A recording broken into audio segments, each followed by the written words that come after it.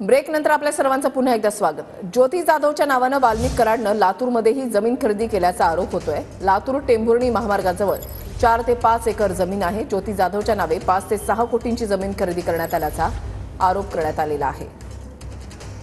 सरपंच संतोष देशमुख हत्या खंडणी प्रकरणातील आरोपी वाल्मिक कराड यांच्या संपत्तीची जी चर्चा आहे ती राज्यभर होताना पाहायला मिळत आहे।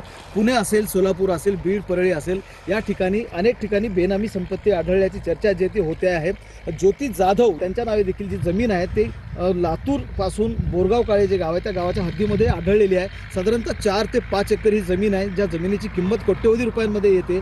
लातूर पासून मुरुड मार्गे जो टेंभुर्णीला जोडणारा जो हायवे आहे त्या हायवे टच असलेली 4 ते 5 एकर जमीन आहे, ज्या जमिनीची किंमत साधारणतः 6 कोटी रुपयाची किंमत होते। गेल्या काही महिन्यांपूर्वी ही जमीन खरेदी केल्याचं दिसतं आहे।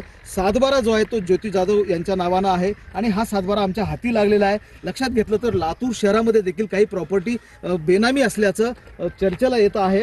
एकूणच जर लक्षात घेतलं तर लातूर पासून काही किलोमीटर अंतरावरच ज्योती जाधव यांच्या नावाने ही जमीन आहे। मराठी